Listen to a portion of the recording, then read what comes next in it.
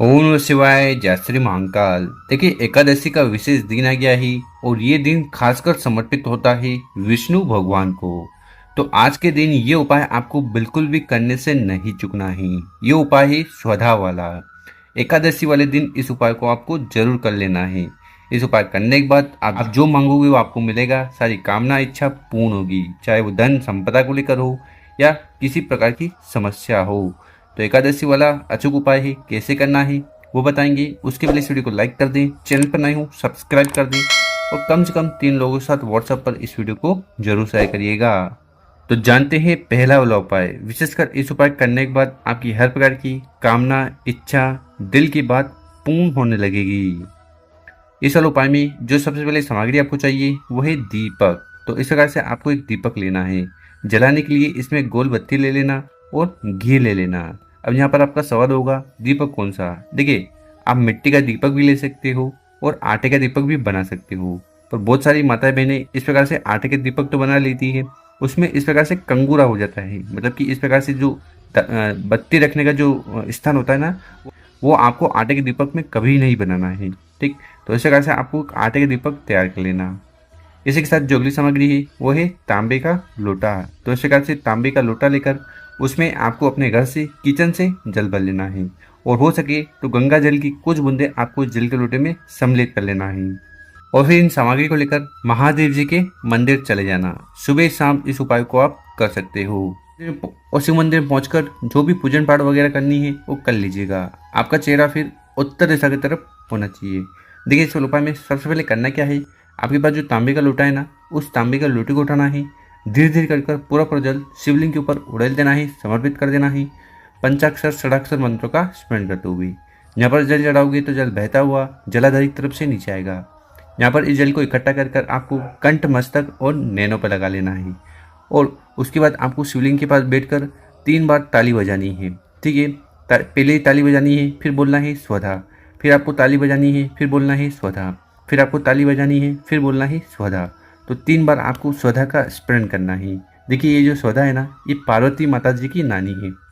तो विशेषकर जो भी व्यक्ति इस उपाय को एकादशी वाले दिन कर लेता है, मतलब कि जल समर्पित कर 3 बार स्वधा का स्मरण कर लेता है, तो स्वधा माता की असीम कृपा उस व्यक्ति पर होती है। सारी कामना इच्छा पूर्ण होती है और समस्या भी समाप्त होती है। ठीक, तो इतना उपाय आपको शिवलिंग के पास कर लेना है। उसके बाद क्या करना है, आपके पास जो गोल बत्ती के दीपक है उसको आपको शिवलिंग के पास रखकर प्रज्वलित कर देना है, जला देना है। साथ ही साथ गुरुजी ने कहा है कि अगर आप एकादशी वाले दिन श्रद्धा स्त्रोत का अगर आप पाठ कर लेते हो, ठीक है, तो इससे आपको 100 बार श्राद्ध करने का पुण्य फल प्राप्त होगा।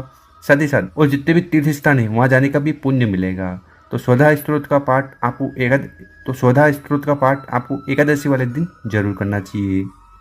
अब जान लेते हैं गुरुजी द्वारा बताया गया दूसरा उपाय। विशेषकर ये उपाय क्यों करना है, अगर आपके जो कार्य हैं वो बनते बनते बिगड़ने लगते हैं, जीवन में किसी प्रकार की समस्याएं बाधाएं परेशानी दुख चिंताएं हैं, ठीक, तो आपको ये दूसरा वाला उपाय जरूर करना है। और ये दूसरा वाला उपाय कैसे करना है वो बताएंगे। उसके पहले अपने शुभ हाथ से 2 कार्य कर लें। एक तो इस वीडियो को लाइक कर दें और कम से कम 5 लोगों के साथ व्हाट्सएप पर इस वीडियो को शेयर कर दें। अब इस वाले उपाय में जो सबसे पहले सामग्री चाहिए वो है गुड़ के टुकड़े। इस प्रकार से 1-2 गुड़ के टुकड़े ले लीजिएगा। इसी के साथ जो अगली सामग्री है वो है हरे मूंग।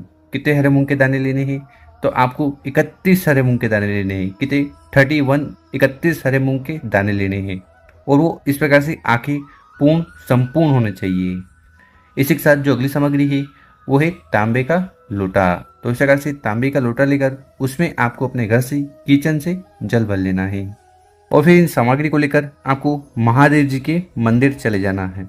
ठीक, सुबह शाम किसी भी समय इस उपाय को कर लीजिएगा। मंदिर में पहुंचकर जो भी पूजन पाठ हर रोज की तरह करते हैं वो कर लेना नहीं। और इस उपाय को करने के बाद नंदीश्वर महादेव जी की असीम कृपा पर होने वाली है।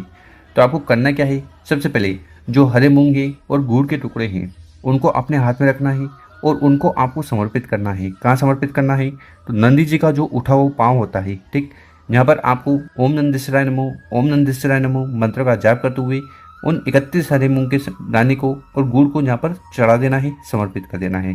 ठीक, उसके बाद आपके पास जो तांबे का लोटा है उस तांबे के लोटे को उठाना है। आधा जल आपको समर्पित करना है शिवलिंग के ऊपर। ओम नमः शिवाय श्री श्याम नमः शिवभ्यम मंत्रों का जाप करते हुए। ठीक, उसके बाद उस जल के लोटे को उठाना है और आधा जल आपको नंदी जी का जो उठा हुआ पाँव है वहाँ पर समर्पित कर देना है। ठीक, और फिर शिवलिंग के पास बैठकर भगवान भोलेनाथ नंदीश्वर महादेव जी से प्रार्थना करना है कि आपकी जो कार्य अटके जा रहे हैं उन्हें पूर्ण करें, साथ ही साथ जीवन में जो भी दुख, परेशानी, बाधाएं, समस्या, झंझट आ रही है उन्हें खत्म करें। तो ऐसा विशेष निवेदन प्रार्थना करते हुए विशेष दूसरा वाला उपाय जरूर कर लेना है। अब जान लेते हैं गुरु जी द्वारा बताया गया तीसरा उपाय। ये उपाय कामना पूर्ति के लिए होने वाला है, चाहे वो व्यापार की कामना हो, आपके नौकरी की कामना हो या किसी कार्य को लेकर हो। तो इस वाले उपाय में आपको बेलपत्र लेने हैं। कितने बेलपत्र लेने हैं ध्यान से सुनिएगा। आपको 7 बेलपत्र, कितने 7 बेलपत्र लेने हैं और वो किसी खंडित टूटे फूटे नहीं होना चाहिए। देखिए बहुत सारे लोग कंप्लेन करते हैं, शिकायत करते हैं कि हमें बेलपत्र नहीं मिल पाते और मिलते हैं तो खंडित मिलते हैं। ठीक, तो ऐसे में क्या करें? देखिए गुरु जी कहते हैं कि ऐसी परिस्थिति में आपको शिव मंदिर जाना है, शिवलिंग पर चढ़े हुए जितने भी बेलपत्र हैं उनको उठाना है, शुद्ध जल से धोना है और फिर से आपको अपने उपाय में उपयोग कर लेना है। इसी के साथ जो अगली सामग्री है वो है तांबे का लोटा। तो तांबे का लोटा लेकर उसमें आपको अपने घर से, किचन से शुद्ध जल भर लेना है। हम हर बार बता रहे हैं यहाँ से जल भरकर शिवलिंग पर जाकर समर्पित करने से घर के तीनों दोष समाप्त होते हैं, कालसर्प दोष, वास्तु दोष और पितृदोष। तो इस प्रकार से सामग्री को इकट्ठा कर कर महादेव जी के मंदिर चले जाना। ठीक, और मंदिर में पहुंचकर आपका चेहरा उत्तर दिशा की तरफ होना चाहिए। देखिए इस उपाय में आपको करना क्या है, हमने आपको जल का लोटा बताया था और 7 बेलपत्र बताए थे। ठीक है, तो उन 7 बेलपत्र को इस जल के लोटे में आपको डाल देना है। क्या करना है? 7 बेलपत्र को जल के लोटे में डाल देना। ठीक, उसके बाद उस जल के लोटे को उठाना है और पूरा जल, क्या पूरा जल नंदी जी का जो उठा हुआ पाँव है वहां पर समर्पित कर देना है। ओम नंदीश्वराय नमो, ओम नंदीश्वराय नमो, ओम नंदीश्वराय नमो, इस मंत्र का जाप करते हुए जल को यहाँ पर पूरा समर्पित कर देना है। और रही बात उस बेलपत्र की, तो एक बेलपत्र को भी आपको नंदी जी के उठे हुए पाँव पर समर्पित नहीं करना है। ध्यान से सुनिए, बेलपत्र समर्पित नहीं करना है, सिर्फ जल चढ़ाना है। ठीक, तो उन 7 बेलपत्र को करना क्या है? उन 7 बेलपत्र को उठाना है और उनको आपको शिवलिंग के ऊपर समर्पित कर देना है। ठीक है, 7 बेलपत्र की जो डंडी होगी वो जलाधि की तरफ होगी, बड़ी पत्ती आपकी तरफ होगी और यहाँ पर आपको उल्टे बेलपत्र चढ़ाने हैं। तो बेलपत्र का जो चिकना वाला भाग है ना वो शिवलिंग से स्पर्श होना चाहिए। तो इस प्रकार से आपको ये विशेष तीसरा उपाय जरूर करना है और फिर शिवलिंग के पास बैठकर भगवान भोलेनाथ नंदीश्वर महादेव से प्रार्थना करना है कि आपकी जो भी अटकी हुई मनोकामना है, दिल की बात है, मनोरथ है, विशेष है उन्हें पूर्ण करें। तो गुरु जी द्वारा बताया गया अचूक और विशेष उपाय है। 3 उपाय हमने बताए हैं। तीनों उपाय में से जो उपाय आपको सुपर लगे, अच्छा लगे, जरूर करिएगा। और मेरे प्यारे दोस्तों, अगर आप वीडियो अच्छी लगी हो 5 लोगों के साथ व्हाट्सएप पर, इंस्टाग्राम पर या फेसबुक पर इस वीडियो को जरूर शेयर करिएगा।